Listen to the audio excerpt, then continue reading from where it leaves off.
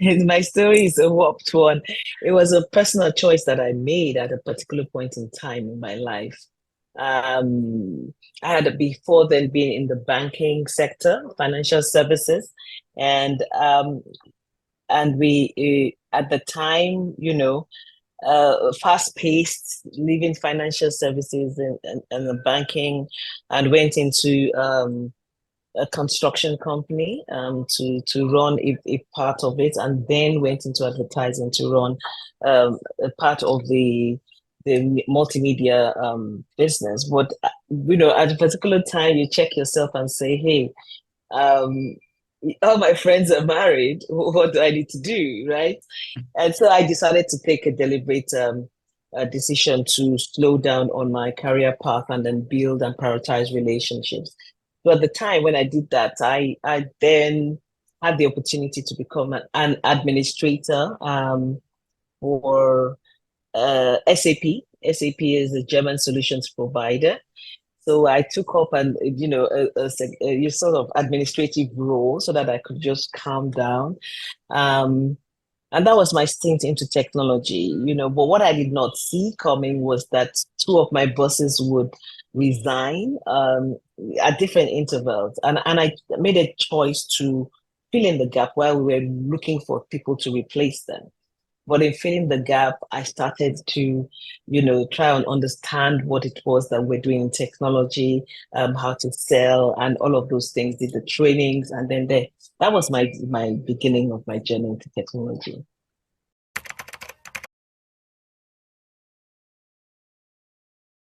Well, in my opinion, it has started rising. Why? Because we're in a digital age, really, and everything has to do with technology. And because of that, a lot of women, whether they like it or not, in the different verticals or in different sectors that they find themselves, have to leverage on technology to run their businesses. So if you take an instance, a couple of years ago when we started Rising Tide, it was difficult for us to see women doing startups and things like that. But now, fast forward 7 years later, you're beginning to see more women who are founders and co-founders of startups that are leveraging technology, right? And so there are more women because of the times that we're in that are beginning to come into the technology space.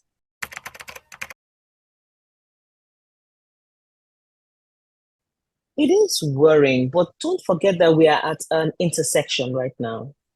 Um, the educational systems that we find are only just beginning to look at the future of work, all the way from the curriculums that exists, now are still not addressing the issues of the future of work. So you have the curriculum for accountants, you have the lecturers, you have the professors that know all of those, their onions, political sciences, sociology, things like that. And for them to be able to start lecturing and having the verticals for the future of work, which is predominantly technology, they also have to up their skills. And so if you look at the for instance, my office, a lot of the students that I get are going on to self-train, whether it's Udemy or Coursera or looking at cybersecurity, they are self-training on all of those curriculums that are enabling them have the technology skills. So until the curriculums are have been updated and that are looking at the future of work, like a course that you have in a course in digital marketing fully as an undergraduate course, and it is inculcated in the systems of the schools. Until then, a lot of these students are going to, or those that want to play in technology space, are going to continue self-learning from the global north, right? And so that is what we're seeing, and that is what is happening in the ecosystem.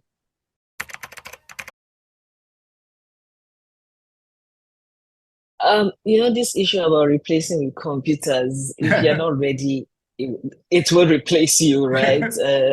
You can see that already happening with the generative AI and things like that. It will definitely replace a lot of the current uh, careers that we have, right? In some sort of way or the other. You will have to, I mean, if I don't get technical skills, right?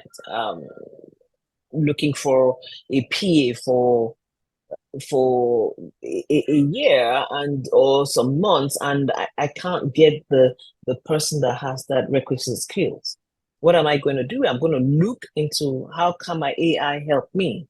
So Microsoft has come up with Copilot. Copilot gives you everything, right? So if you look at you wake up in the morning and then you already have your schedule, right? Because it's looked at your calendar and it tells you you have to prepare for this. It even attaches documents that you need to preview before your meetings. So already my PA has lost part of what she can do. The only thing is that when I want to get something or something personal, I can't ask the AI or things that need to be done physically, right? Um, look, I would reduce my productivity time if I start to try and schedule my own travels or my meetings. So my PA does that, right? So really, we're going to be combining um, skills for the humans and skills with technology in the future, right? It started happening already. So it's how you make it most efficient for you as an employer that would you would have to determine. So, but it's already here. So whether they are the Gen Z or even those of us that are boomers, it's already here. So there's nothing we can do about it.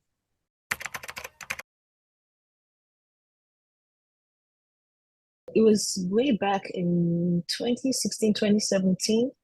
And it was out of, something I observed, a gap I observed myself and Didi. We saw that when women were preaching, they didn't really a lot of them were not coming up to pitch as we were looking at for startups and things like that in another network, and when they came, they were like co-founders or operations or things like that, and on this fateful day we had a very good founder, female founder, that had come to pitch, and it was an excellent product, but she couldn't deliver because of number of investors in the room and things like that. So we took her aside and we sort of coached her for a period of time and brought her back. And people started to were very interested in investing because she already knew how to deliver. She had taken on board all the coaching. And so we saw this gap, right? So if we build and nurture and coach a female founder and put her in front of investors, she would be able to deliver. And so that was the initial reason why we started Rising Tide Africa, to be able to mentor or coach enough female founders so that they're investment ready. That was the initial. But then, as we were doing that, we realized that okay, because we were women, we understood what they were experiencing, and that was why we were able to coach them successfully for them to be getting they're interested in. And because of that, we then said, let's make it female, right? Because if we have more women as angel investors, I think that we will be able to understand a lot of the female founders. We'll be able to have a pool of female investors that would mentor a pool of female founders. And that was really what started off Rising Tide. But today we have not only the mentoring, we have the education, we have the networking, and then we also have the investment pillar.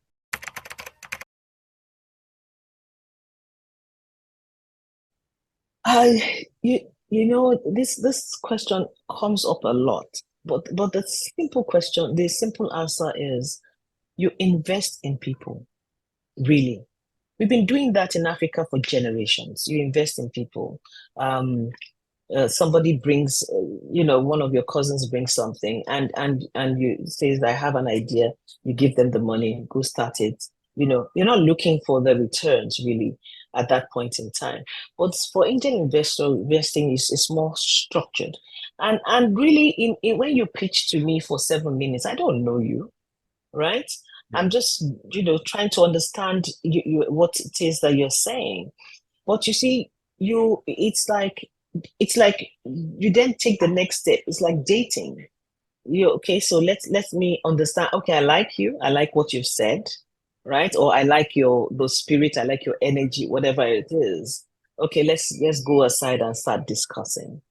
So we typically invest in the people, and in that short period of time, because even as products, even if the idea is good, we know that that may not be the the idea that would make you a success. A lot of times you will have variants of it, right? um, there will be macroeconomic issues that you have to face. So you might have to change your revenue model. So even though we look at all of these revenue models, the teams, your expertise, the market opportunities, the product fit, those are all elements that surround that singular person that you are sort of interested in investing in. But so as a general, yes, we look at that. Yes, we look at the product, and we look at in terms of products, we look at how scalable is this product. If it goes to market now, is this problem that you are trying to solve scalable in such a way that whether it's by your growth, is by expansion into other geographies, is by multiple products coming out of these products? We look at that sustainability, that product sustainability also. The market in itself, the revenue, these are all the things that investors look for. But more often than not, it starts with the individual that you are interested in, which is the founder.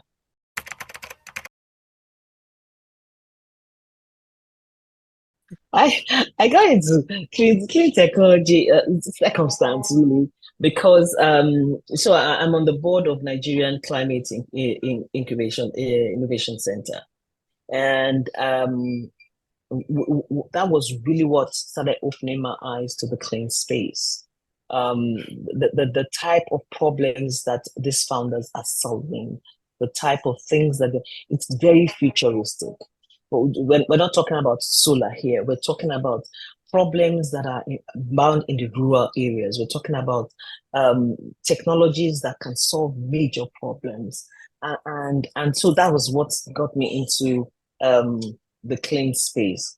But you see, apart from that, it is the impact that these technologies, the clean technology and the green technologies, have on socioeconomic problems, on humanity. That is what is really most interesting to me in the clean technology space.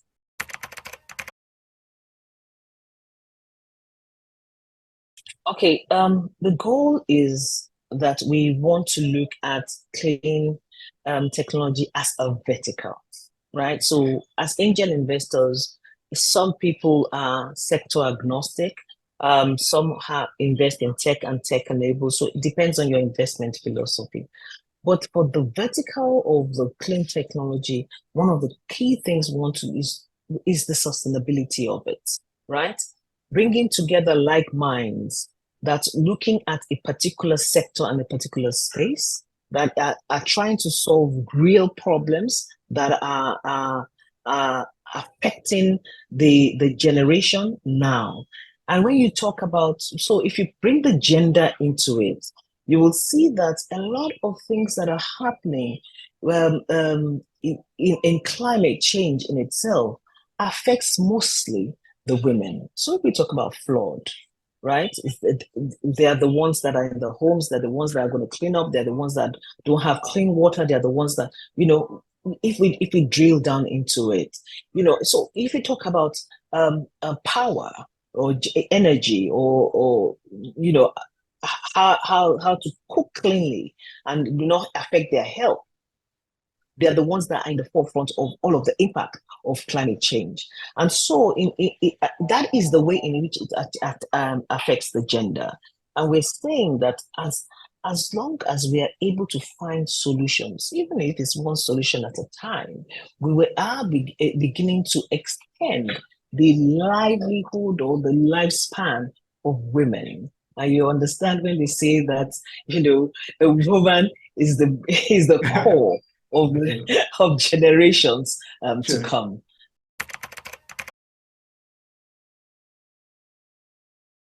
Everybody's situation is totally different.